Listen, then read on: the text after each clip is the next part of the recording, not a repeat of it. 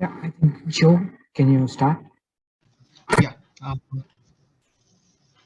Hello all. Yeah, thank you for being here. So welcome to the fourth session of this International Energy Symposium. We are grateful to have our next speaker, Sylvie Uziel. Sylvie Uziel is the international president of Envision Digital, a global artificial Internet of Things technology leader, headquartered in Singapore. Envision Digital is a world-leading AIoT operating system. Has this AIoT operating system called as NOS, which connects more than 120 gigawatt energy assets globally. As international president for Envision Digital, Uziele oversees the firm's suite of applications and software services aimed at supporting the global clean energy transition, and also sits at the board of its exciting Formula E team, Envision Virgin Racing. With over 28 years of experience in business transformation and technology leadership roles, she joined Envision Digital from Allianz, where she was the global CEO of Allianz Assistance and Asia Pacific CEO of Allianz Partners for 4 years. In this role, Uziele has delivered high-tech services to consumers in B2B, business-to-business models and business-to-consumer models for business partners in mobility, home, and consumer partners. Before that, Sylvie has spent 20 years with Accenture too. Sylvie Uziele is a very experienced leader who is playing a very important role in the future of green tech in Asia. I'm sure by now all of you are eager to listen to Sylvie. Without further ado, I would like to call Sylvie to take us through yet another inspiring story about being a green tech leader, as we all want to be, and to know more about Envision. I encourage all of you to ask questions through the Zoom chat here. Sylvie, you can take over from here. Thank you. Well, thank you very much. Good afternoon, everybody. Thanks for having us. So maybe Catherine, thank you for sharing the screen. We can maybe move on to a quick presentation of Envision, and then of course have time at the end for Q&A. So what we are doing is basically supporting the journey, the world journey toward net zero. Our positioning is to be the net zero technology partner for companies and organizations such as cities or governments. And so we started by ourselves being pioneer, and now we are partners to organizations around the world with more and more ambitious decarbonization goals. And so if you look at how things have been developing in terms of net zero journey, it started and the company started back then with renewable energy generation, solar and wind, which are interestingly enough following a Moore law. If you look at oil, it's market demand. It's basically a price which is influenced by a lot of economic parameters, and notably the OPEC decisions. You see now oil is back up and the price is actually roaring. If you look at renewable energy, it's all about technology, and it's really following a Moore law. Like chips, it's going down every year in a very predictable and stable way. For instance, photovoltaic utility scale solar went down 82% in 20 years. Wind is a bit less, it's more like 40%, but you can see the more you grow, the more volumes, the cheaper it becomes. Today, with an electricity which is around $20 per megawatt hour, for solar in the cheapest places, mankind is really facing a supply of the cheapest energy it could ever consume. And also, we can, thanks to floating and offshore, push the natural boundaries of natural resources to produce more and more and to really make it affordable and accessible for really literally the whole planet. So then everything is fine. We just have to, have floating solar everywhere, and life will be wonderfully decarbonized. Well, not really, because the challenge which comes with renewable energy is, first, it is intermittent when the sun is shining and the wind is blowing, and second, it's decentralized. You see that more and more generation is done by solar campuses, solar companies, solar cities, even houses, buildings. You know, HDB was equipping some rooftop with solar.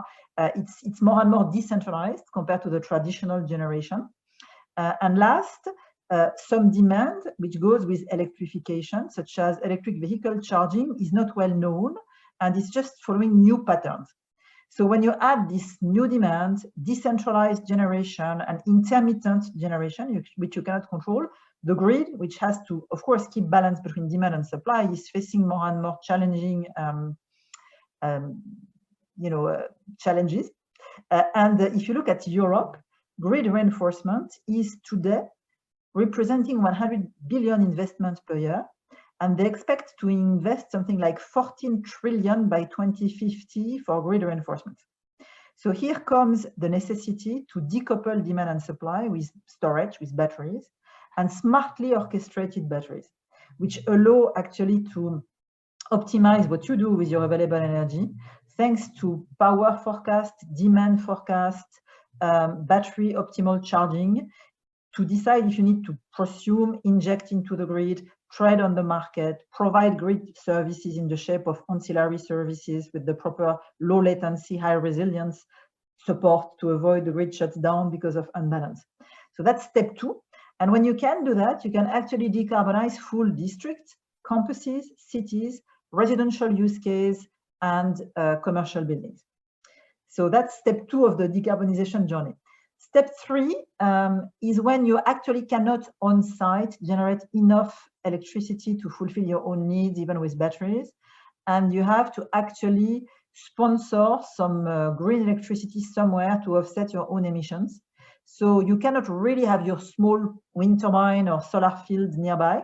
But what you can do is actually in the neighborhood, make sure that somebody is generating green electricity in the same time and the same place, more or less, where you consume it. And at that scale, you are actually sponsoring a green electron when you take an electron out of the network. So it's maybe not the very same electron, but you've got a direct line of sight between your virtual contribution to decarbonization and your actual consumption. And that's reaching the level of net zero virtual campus. And what we do with our AI and IoT technology to support that is actually to allow you to monitor real-time your emissions, monitor real-time the production, and do this matching to show that you are not at the end of the year offsetting your emissions. You are really in real time having a virtual sponsoring of electron in the same proportion as you are polluting. Then the next generation of that is really to look at this topic of net zero, not only in one campus, one district, one city, but really at company level, internationally across countries, and including also outside of the boundaries of the company, to look at the footprint of your suppliers, so-called scope 3 of emissions, emissions of the full value chain which you are part of. And we support with our tools companies who want to do that, to track their emissions around the world and offset them as real time and as closely as possible. Notably companies which are producing in China, in Southeastern Asia, for global supply in Europe, in the US, which are leveraging subcontractors. And here we can deploy our AIoT softwares, which avoid companies to actually collect data manually, which is bringing far more transparency, visibility, capacity to react in real time, and trustworthy information than what you can do manually at the end of the quarter or the end of the year. So here you reach the net zero company stage. And last but not least, then you are left with the heavier use cases of energy consumption and also polluting chemical processes. If you are in chemicals, in steel, in cement, then your process is energy hungry, and also you've got furnace burning traditional fuel or gas, and you are also emitting in your chemical processes. For instance, if you produce fertilizers or steel or cement, you are consuming hydrogen, which is typically produced by cracking methane, by methane steam reforming, which is coming from methane producing CO2 and hydrogen, and which is clearly a heavily emitting technology. And here you can actually address this new field with green hydrogen. And that's the journey toward net zero industry parks, which we are supporting Envision in China, in Inner Mongolia, in Jilin, where we are deploying turbines, batteries, and electrolyzers to produce hydrogen for notably mining trucks and heavy-duty vehicles, but also for feedstock for industrial processes. And we are starting to take this knowledge to Europe with big projects in the south of Europe to produce a green hydrogen for a cost-competitive price, which is almost on par with the one of actually gray hydrogen to decarbonize steel or cement. So green steel, green cement is not a dream. It's actually, it started to happen as we speak, and digital technology plays a key role, as we will comment later on. So that's what we do. We are supporting with industrial and digital technologies, industrial turbine and batteries, digital AI and IoT softwares. This world move toward net zero, hopefully to reach the Paris Agreement target by 2050. Next page. Yes, so the group actually is, as I was saying, a wind turbine producer. We started 14 years ago, and now we are on the close top 4 circle, I would say, of the top 4 wind turbine designers and producers. We sold last year 10 gigawatts of turbines. And the reason for this wonderful success in only 14 years to become a global champion is really that our turbines were smart since inception. They had 200 sensors back then, 14 years ago, which was quite visionary. Now they more have 600. And they were delivered with the capability to predict weather forecast with high resolution, what we call basically disaggregation algorithms to actually be able to forecast at the scale of a specific wind turbine what the wind would look like, forecast your production, and be very specific on how much you're going to inject into the grid to avoid lost energy, so-called curtailment, but also to avoid shocks on the grid and grid penalties for unexpected energy generation. So this smartification inspired our founders, Anglais, who then created another company called Envision Digital based in Singapore, co-invested by Sequoia Californian Venture Capital, which is focusing on AI and IoT softwares for energy optimization, renewable energy production, storage, microgrid, smart grid, energy efficiency for buildings, cities, harbors, plants. So all the energy cycle, we manage more than 120 gigawatts, as it was said in the introduction, more than 100 million sensors around the globe, but also beyond energy, because when you start to monitor the energy cycle, very quickly you get carried over into smart buildings, smart plants, smart cities use cases for predictive maintenance and automated optimized operations beyond the pure energy optimization, I would say. So that's basically us, headquartered in Singapore. And last but not least, 2 years ago, we acquired the batteries of Nissan, which is an activity based in Japan. So Nissan is one of the pioneers of electric vehicle. They started more than 10 years ago. And back then, there were no battery EV suppliers because there were no EVs. And they had to invent everything in the same time. So they created a joint venture with NEC, the Japanese company, to design and develop their own batteries.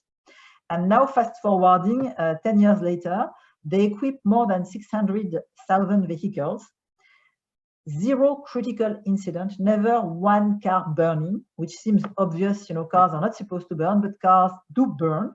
If you looked at the recent announcements and recall challenges of players like Ford, BMW, General Motors, Tesla, Porsche, you know, they all had issues, even with hybrid vehicles, which means smaller batteries. And so we are very proud of this super proven technology, extremely safe. Now we are at generation 6 of the product. And by acquiring this activity, we did basically 2 things. One is take it to new car manufacturers outside of Nissan, who were recently selected, for instance, by GAT in China and Renault in Europe. And we also took this activity into stationary storage, so batteries for microgrids and renewable energy generation to stabilize the grid, which is obviously a very fast-growing market to support the always increasing renewable energy penetration into the energy mix of the various cities and countries. So we are quite unique. We are in generation, storage, and AIoT optimization, but each activity is very independent. We are learning from one another. We are leveraging skills, obviously, but if you look at the software, 90% of the hardware we manage is not our own technology. It's really any other party's technology.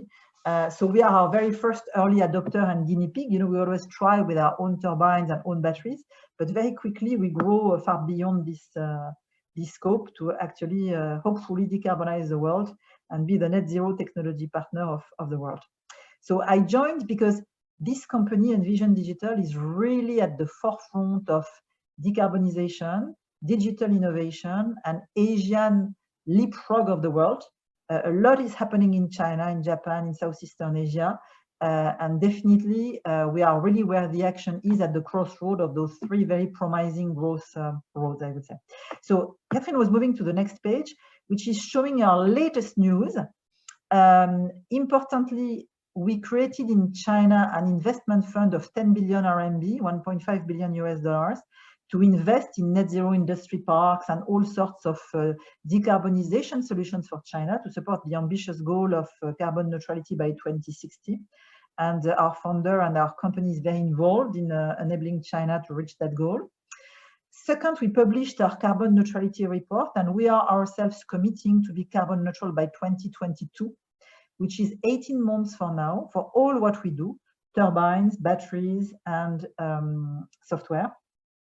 Which is obviously very ambitious. We are really walking the talk, and we are not committing to 2050 and hoping it will happen by magic. You know, it's 2022 and it's here and now. We also launched two offerings.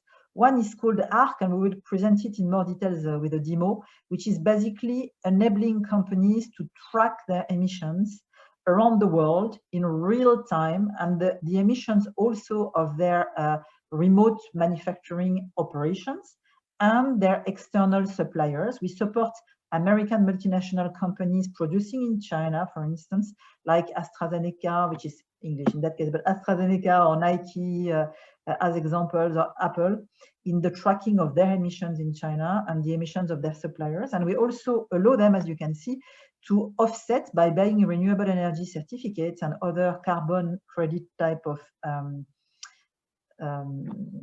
vehicles to offset the emissions they cannot avoid. So we will have more discussions about that tool, but it's really a very powerful tool to decarbonize at company scale.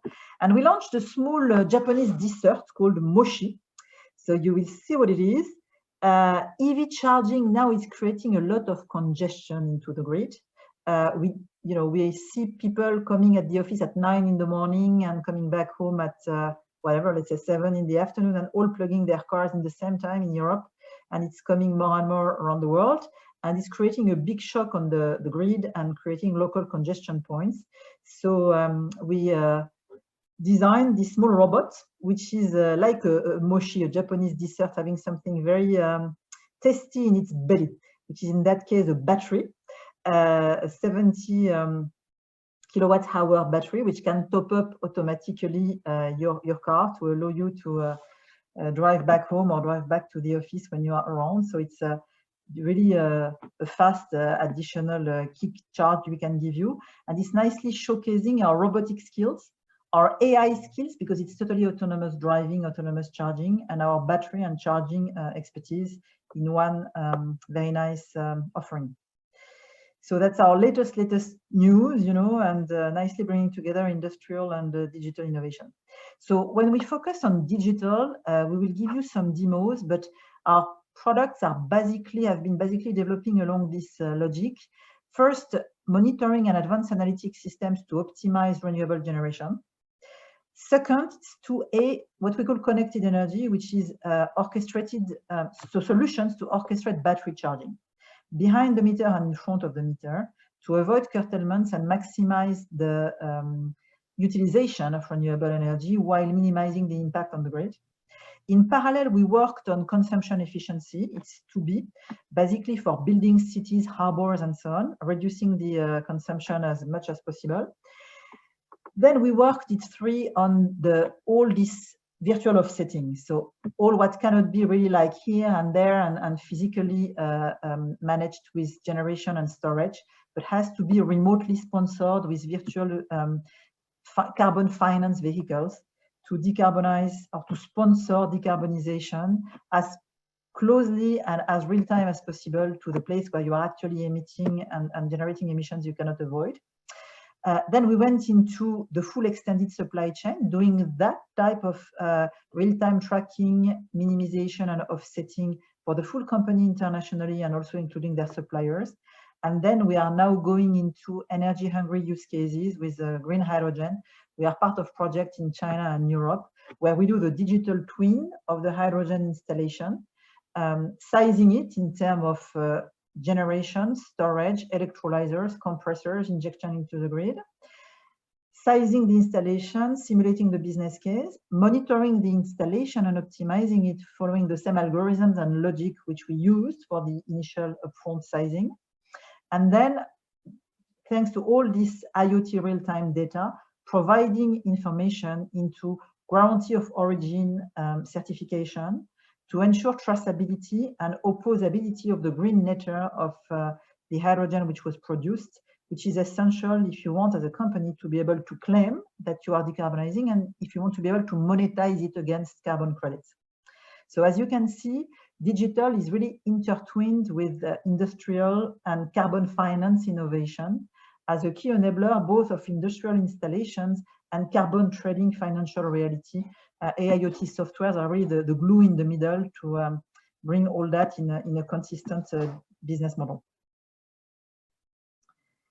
So now let me hand over to the talented technical team for more concrete demos. Thank you, Sylvie. And Net's nickname is Battery Net. Hi, thanks, Sylvie. And very good afternoon, good evening to everyone. Sorry, can you hear me? Yeah, and then I keep embarrassing you. Net was presenting in front of Berkeley University and 200 clients, and he was going to give his demo and his internet shut down, and he never gave that demo, and I was left alone with that audience for the next 15 minutes. So that's why he's checking you guys can hear him. Right. So I just need to make sure that this digital piece is working perfectly. Well, my name is Nate. I'm in charge of the Cleantech Energy Solutions. I'm the principal solution architect. A very quick self-introduction. I was graduated from NTU. I spent a good 6 years in NTU. After completing my degree, I find I really loved NTU more, so that I extended my part-time master again in NTU, right? So also I spending my interest in energy domain. That's why after I graduated, I chose to went to Singapore Power, which I have a very good exposures in terms of the great operations and electricity technologies and all these. But eventually, after having all this journey with SP, I realized that I want to be more involved in this emerging technology in energy space, and wants to be in the technology enabler side. That's why I decided to move to Envision when Envision was just started in Singapore 3 years ago. And it's a never regret movement, because after that, I was literally have the chance to go through this cutting edge technology developments in energy space. And that's where I am today. And I'm very pleasure to share with my alumni in terms of the kind of products and projects that we have developed. So first of all, recent years, the carbon net zero is a super hot topic. In China, we have the carbon neutrality target by 2060. In Singapore, this year particularly, government announced the Singapore Green Plan to achieve loss of carbon targets in a short timeline, right? So, but what is about carbon neutrality? It's never a single process. It starts all the way from the generation to consumption, and then to optimization, and then to more technologies. So likewise, in Envision, we provide the end-to-end solutions to help our customer, being a customer is a behind-the-meter user or the grid or the national level, to support them in achieving this target. So let me just quickly show you one by one. One is that in this generation side, we need to promote, or we need to increase the generation from the existing PVs and winds and ESS that is already installed, right? So we have our software that's supporting the users to monitor all these DER, distributed energy resources, in one single portal. And then based on the portal with all the data on here, we also leverage on the machine learning capability to help the conduct predictive health monitoring, fault detection and analysis, in order to help the users to improve the performance of the assets. And we are not stopping from there. We also are focusing on the consumption reduction, right? So we also have our very in-house developed capability and software to optimize the HVAC, which is aircon consumption. You know that aircon in Southeast Asia, especially Singapore, is the most and is one of the highest energy guzzler, right? We have the expertise in terms of to optimize the water side and also the air side of the whole HVAC system, which help our customers to reduce a lot of consumption in the building. And this is not enough. Nowadays, the consumption, the customer side also changing a lot. Because of the DER, because of the ESS, there are a lot of flexibility. Consumers are changing from consumer to prosumer. So likewise, like one of the projects we done for PSA, in this particular use case, there are ESS, there are DERs, there are AGV charge, which is the EV charging. Then we leverage on all these equipments and orchestrate and then participate with the energy market for price, for frequency regulation, and internally we also at the same time manage the demand to help customers like PSA and these energy users to reduce down the energy cost. And then next step is, okay, then after we have onboarded and monitor all these devices, the additional value creation is for the carbon tracking. And as Sylvie mentioned just now, through the ARC that is a new product, we are not only just monitor the carbon tracking, but also help customers to set the abatement plan and then monitor how well have been performing in terms of the abatement plan. And then if in by all means that you already you still could not meet with the target, we also enable through the REC trading to help you achieve the target, right? So this is the carbon management.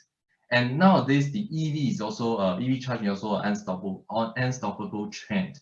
And for us at Envision Digital, we are not only focusing on these commodity solutions like a charger management system, but we are normally we are looking at the bigger picture where we want to be the e-roaming service provider that connects with all the chargers from different operators, different CPOs, charging point operators, and then based on all the chargers onboarded to our system, we can help to orchestrate in terms of energy. We can sort of use the EV chargers to smartly schedule the charging time to relieve the grid congestion. And at the same time, we help to create one single application, simplified to one single tariff that benefits the EV drivers, you know, for to ease the life. So all these are creative innovations which we already turned that into reality through the Envision in-house capability. More than energy space, Envision is also very much focusing on providing solutions for smart city. You know, in Singapore, we always call Singapore as a smart city, smart nation. But behind the smart nation, it needs to have a powerful AIoT platform to enable everything, to onboard all the different data from different devices. And this is initiated by GovTech, and the platform is so-called Dicada, the device connection and data acquisition. And this Dicada is fully supported and built on top of NOS, which is our Envision Digital's platform. And through this engagement, we have been developing together with GovTech for lots of the residents' beneficial applications. One of the most popular one, I'm sure that everyone is aware of that, which is the Trace Together. The Trace Together, including all these tokens, are kind of supported by Dicada NOS. And so that's why, well, with the data management skill, the data calculation skill enabled by NOS, we're able to help the governments to track to manage the COVID spread, right? Other than this Trace Together, we also have these applications developed for the elderlies, who like live lonely in their own flats, and then they need some care in terms of their accidents happens, and then they can immediately call for help through just their handphone or any panic button that installed in their units, and all these are kind of connected, enabled through Digitization. And similarly, we have the applications developed for the nation, including construction site safety management. We use AIs to detect where are the safety breaches so that we can avoid accidents happening from the early stage. And also smart campus, such as the project we have completed on Digitization for Singapore Poly, that we monitor and onboard all these monitoring sensors within the Singapore Poly. And also Gardens by the Bay is also an ongoing project that we are helping the Garden by the Bay to be more data-driven and more smart. All right, so these are the products that we provided or we supported. But at the same time, just within a short 3 years, we also have delivered a lot of projects within the region. One of the projects I would like to share today is with PTT.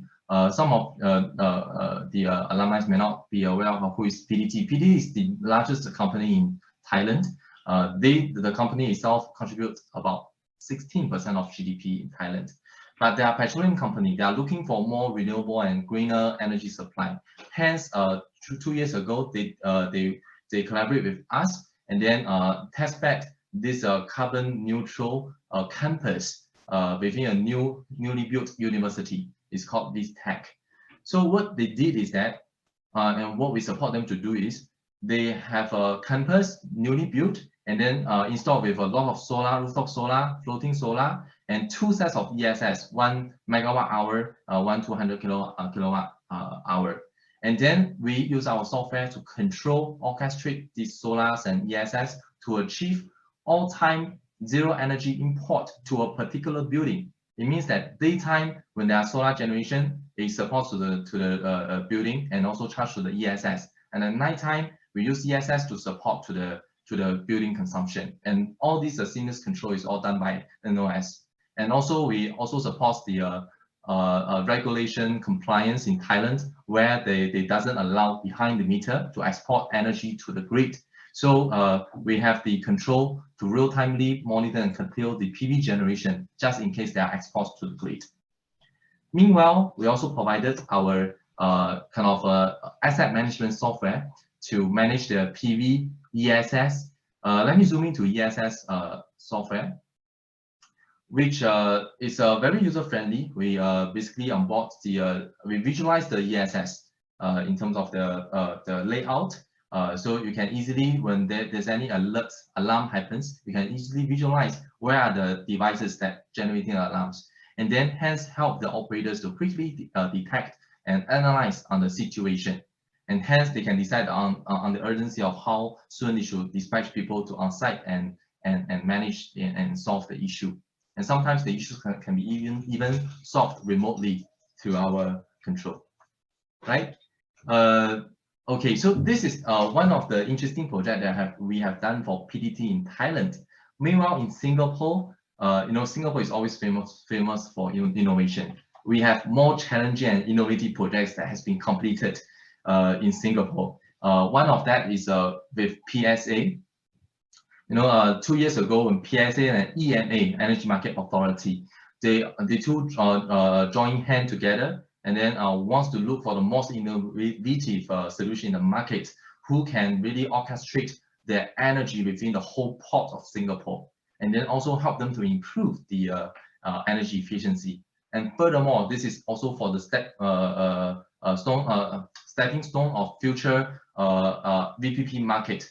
And then Envision, out of the more than hundreds of competitors, our solution won this project, and then now the project is under delivery and is almost live in a couple of months of time. So one of the energy efficiency that I wish to bring out is within this PSA, they have cranes, these key cranes, cranes. Some of them are flexible, but they are flexible consumptions. But before we step in, PSA operators does not have the visibility of how to identify which is really the flexible load I can use to curtail and then participate with the market. So we have the software that help them to, based on the cost-benefit analysis, to identify which are the real flexible load that we can control. And at the same time, there are battery energy storage, which we use our softwares to orchestrate and decide to whether bid with the market for frequency regulation or focus the ESS on internal peak demand shaving or price arbitraging. So all these complex decision is made by our NOS software to help the operator in PSA autonomously decide what's the best way to operate the energy. And we also have our software that particularly developed for PSA that help them to identify which, to benchmark on their energy consumption efficiency. Because in the pot, they have very pot flavored equipment such as key cream, yak cream, and also reefer, right? Then we developed this software to help them benchmark. Okay, how well my key cream, yak cream has been performing in terms of energy, and then what is the potential areas that I can further look into to improve the energy consumption, and hence further help PSAs to reduce down the energy consumption. And interesting thing is that all these data that we acquire from all these yard devices, it might mean nothing to normal people like you and me, but it means a lot to the operators. So what we do is that leveraging on their operation experience and our digital experience to converge their experience into the digital language and then help them to easily identify the areas that they can further improve. And lastly, the next step of the innovation with PSA is to aggregate the energy consumption within the West area.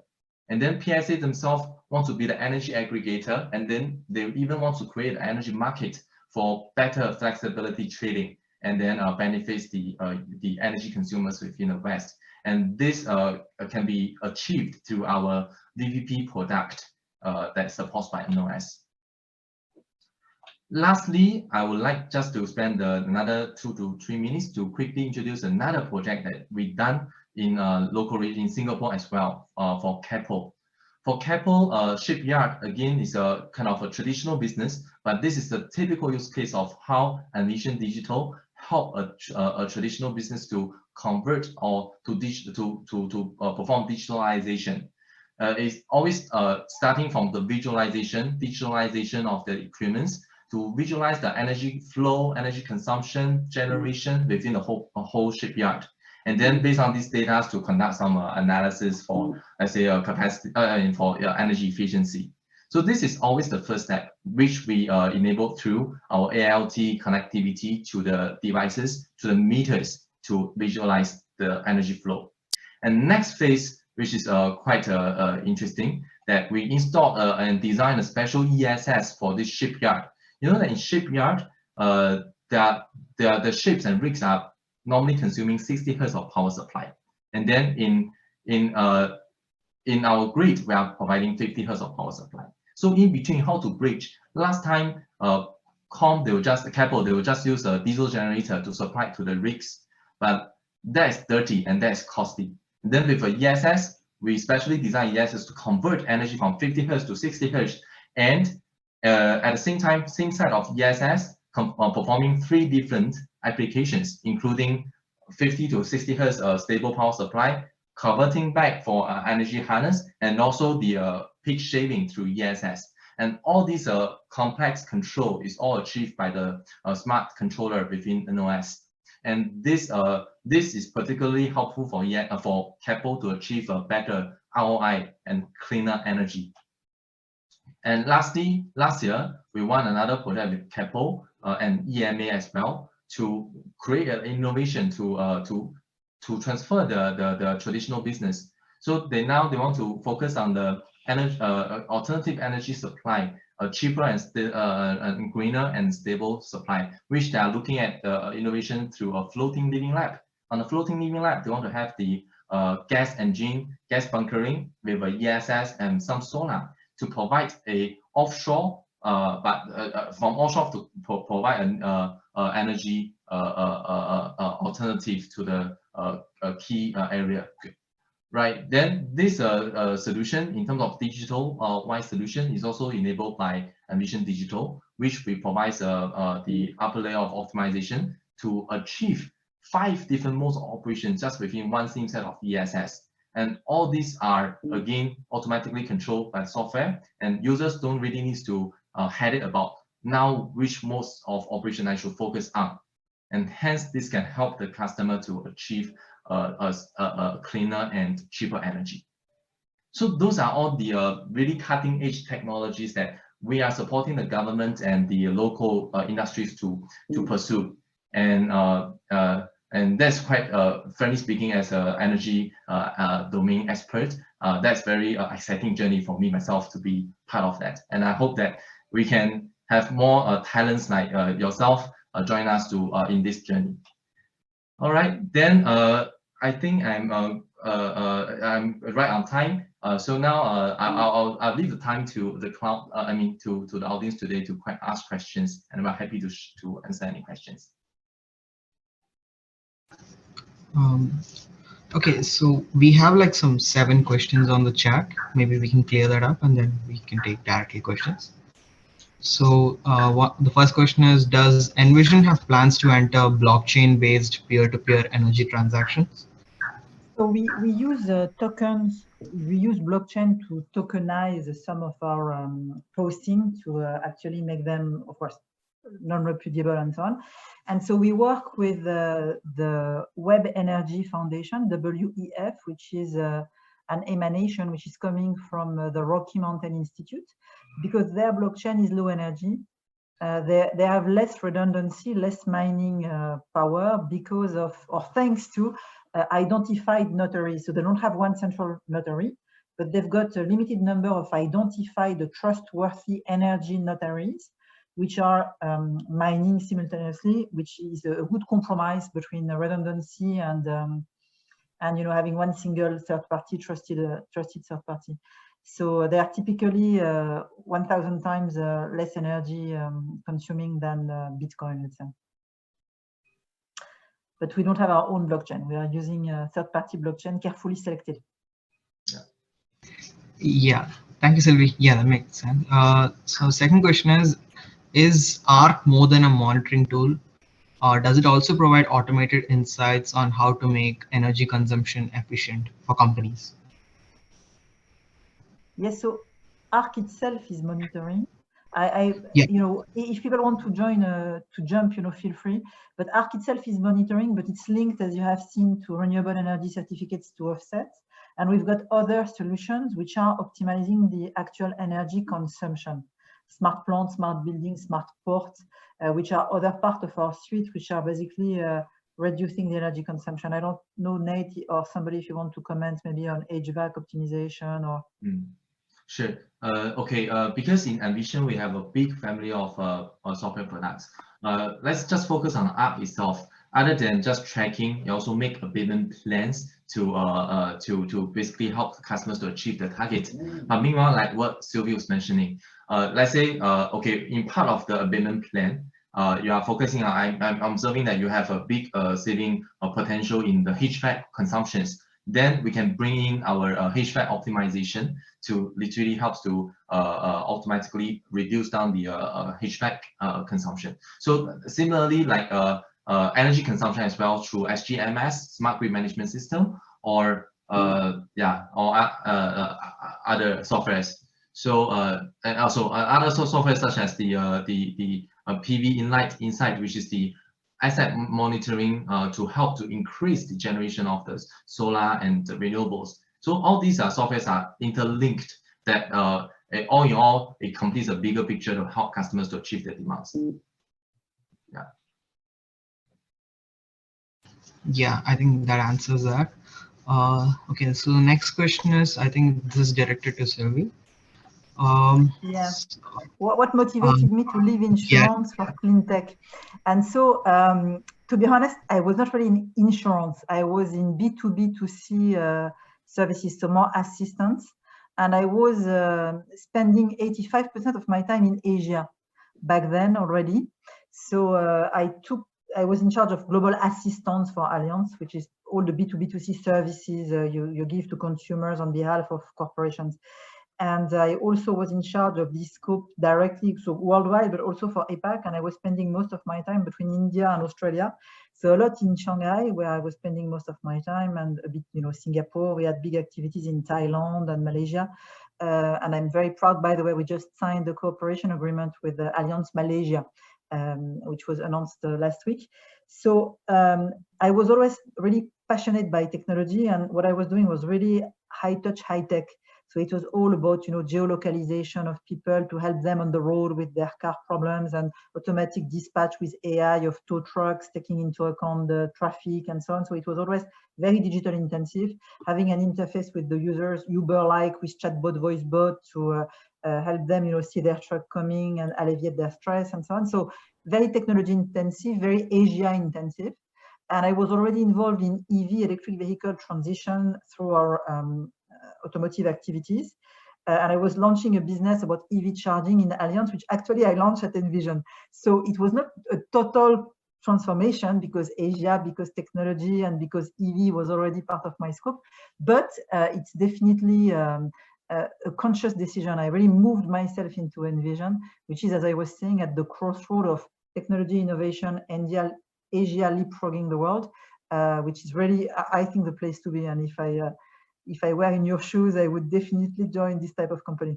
No, sorry, I would definitely join us. Thank you there. Okay, I'll move to the next question. So does Envision have a thermal energy storage category in their business? Right. Probably, Sylvie, I'll take the question if you can help to add on. Okay.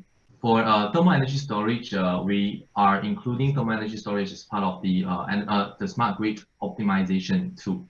Because for thermal energy storage, there are different it's a bit different character comparing to battery energy storage, which the duration could be longer, but the reaction could be slower. So it's a perfect tool to be part of the smart grid management system to provide demand response and interruptible load services, etc. So we are including thermal energy storage as part of that. But in terms of the asset management, probably that's not yet in the product roadmap. Yeah. Okay. Okay. I'll get to the next question. So does Envision have plans to move towards hardware too, or does it already do it? Yeah, as you have seen in the group, we do different hardwares. We started in wind turbine. We have batteries. We have this robot charger called Moshi. And we have some hardware more related to digital. So we've got edge boxes. So for instance, we've got edge box we put with the wind turbine of competitors to analyze the vibrations, to capture the vibrations, the rotor noise, and so on. Or we have edge box we install at HDB as we speak on top of the elevators and escalators to manage the 8 different parameters about the elevators and help HDB better manage their lifts. So yes, we are into hardware in general in the group, and more specifically for us, we are in those edge box type of businesses, digital, and we also have within digital a battery management system. So the actual chip you put on your battery to be the brain of the battery, ensuring optimized charging and being the last line of defense when it comes to thermal outrun, to any fire risk, basically. Okay, noted. Okay, the next question is related to careers. So people want to know, is Envision providing internships from spring 2022? Okay. And I think this is targeting Singapore, but yeah. That's a good question, because actually we prepared the next slide to answer this question. I will invite our Deputy Managing Director, Common Lock, to maybe have a word on this.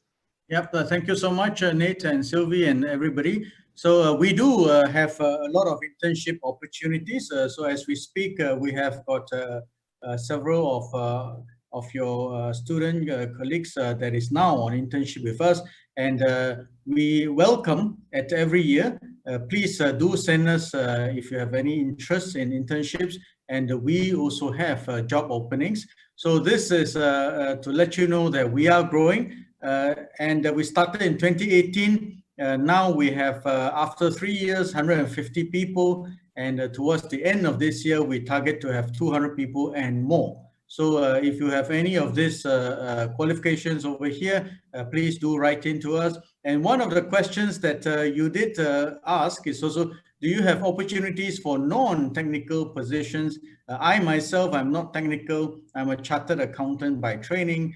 So yes, please do join us.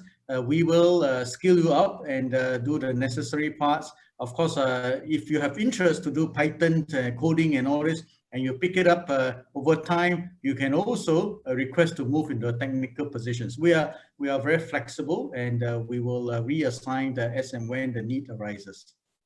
Thank you. Thank you, Matthew. Okay, I'll move to the next question. So are there any plans for household virtual power plants, VPPs, by Envision? Yeah, so definitely VPP is a real hot topic for us. We are orchestrating now more industrial loads in Singapore, as you have seen with PSA or this type of initiatives. We have examples in Europe where we are orchestrating really household loads, very small granular loads, notably with EV charging in Germany. We've got 10,000 EV chargers, which we decide when to charge to provide to take advantage of basically grid opportunities. So to basically help shaving the peaks and optimizing the point where you charge and avoiding that the buildings have to increase their grid subscription to cope with EV charging. So yes, we are definitely into VPP, industrial loads, but also very granular home-based loads, such as EV charging.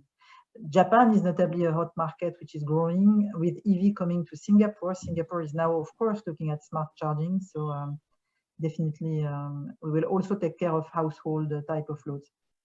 And as I was saying, when you start to get into EV charging, you get carried over very quickly into managing the full electric load of the building, optimizing HVAC and not only EV charging. And then if you optimize the full electric load of the building, you are carried over into optimizing the other use cases, right? The operations of the building and the maintenance. So we take a very holistic view at those questions. Okay. So next question is basically that because Envision is focusing on the digital aspect of the system, how does it handle stuff like warranty and insurance of power conditioning system? Maybe I'll start with this. I believe, if I understand correctly, this is how PCS in ESS that this attendee is asking about, right? So in Envision's solution, our software is focusing on the control layer, on the optimization layer, but it doesn't bridge into the incorporated hardware or firmware level of control. So any like our hardware, equipment such as PV, such as ESS, such as wind turbine, they definitely will have their own kind of control mechanisms to ensure their warranty and their safety. And we are never intending to override on it. Yeah, hope that answered the question. Yeah, I think that answers that. I'll just move to the next question. So next question is, what kind of cost benefit analysis or for like consulting before committing for a large scale project? For example, a B2C, that is a business to consumer model. So like what kind of cost benefit analysis does Envision do before? I'm not sure about the B2C model. For our own EV charging, we did a business case, definitely. But that's a very good question. And just to give you one example, when we are helping clients like Bouygues, which is a large EPC, or Mott MacDonald, which you may know, which is also a large EPC, for instance, or others, in investing in batteries or green hydrogen, we do a digital twin at investment stage, which is simulating the performance of the system over 15 years or whatever, but typically 15 years. And so we look at assumptions regarding weather, regarding energy price, regarding battery and system deterioration, failure rates, and so on. We've got very nice Excel-like, spreadsheet interface inbound and outbound. And the optimization itself is a piece of Python code, basically, which is running, the optimal way to size and run the system to maximize profit. And this is the basis for the business case for investors and bankers. And it's very important for investors and bankers to be able to say that the same tool, the same algorithm, the same logic will be applied in real life to actually monitor and control the system when it will be built, which allows you to assess your losses and your performance level against nominal performance using the same framework. So it's very reassuring for an investor. You don't forget the business case and move on to real life. And also to retrofit and optimize design of the next installation based on real life learning. And also this monitoring allows you to take tactical optimization decisions to change one component or change a bit your monetization strategy, or also to speak with the OEMs, with the hardware manufacturers, when, for instance, the batteries don't show the performance they were supposed to show over time, compared to the commitments of the manufacturers. So we use the very same technology to do the business case and then the real life monitoring. And all those data which are used for real life monitoring are also the same we use for traceability, certification, guarantee of origin. So it's the reason why we've got one suite of systems is to nicely, follow the life cycle of the asset in a consistent way. Yeah, that was quite a detail. Thank you. So yeah, the final question is, does Envision Digital offer subscription-based business model, or is there other business models too? Yeah, we provide a platform as a service, software as a service, and also on-premise classic licenses, but we've got the three models. And so, for instance, for renewable energy, we charge per megawatt, or for a smart building, we charge per square feet or square meter. I think we've come to the end of all questions. Thank you for answering all of them. So you're very engaged now. Thank you for interaction. Is there anything you want to add at the end or anything more? Because we still have 3 minutes, so yeah. Yeah, so as they used to say in the US Army, I'm not sure it's a nice analogy, but anyways, more than a job, it's an adventure. So we need you, join us. No, seriously, one of the reasons for which we are, of course, making this presentation is because you guys are, the next generation of brands, and we need your energy to drive this net zero agenda. And it's really fun, rewarding, intellectually challenging, and we are fighting the good fight. So we would be very happy to welcome you for internships and jobs in the near future. Okay. Anything to add? I think just Xavier, are you going to add something? No, Nate or team, anything to add to motivate our audience? Yeah, I've done my pitch earlier on. Basically, I've been speaking to a lot of NTU students in the past, and some of them are not very. They are very attracted when they just heard about this kinetic energy concept, and that's the part I find is interesting, where we are literally doing something new that even the top students may not have heard of the terms, but we are realizing that through our business and activities. So I think this journey is really the part that excites me a lot, and I hope to have more brains to join us to give us new blast to go further. Yep, I think in Envision Digital, you talk about, a lot of people talk about AI, machine learning and all this, but what it is, and we are actually living that journey now, and we're creating new stuff and creating new markets as we speak. So it has been a very exciting ride, and there's never one dull moment. If you want to really see what is the new technology and digital transformation is going to be like, how we're going to contribute to the environment of net zero, don't hesitate to drop an email to Matthew, and we can take the discussion forward. Yeah, thank you. Thanks everyone for your time.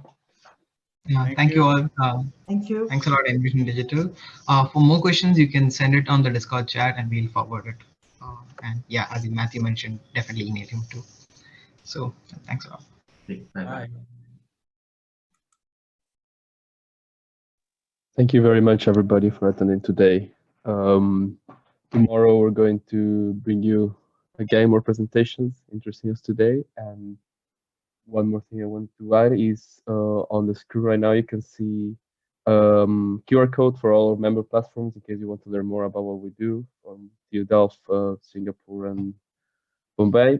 And yeah, thank you very much for your attendance, and we'll see you again tomorrow. Bye-bye. Thank you.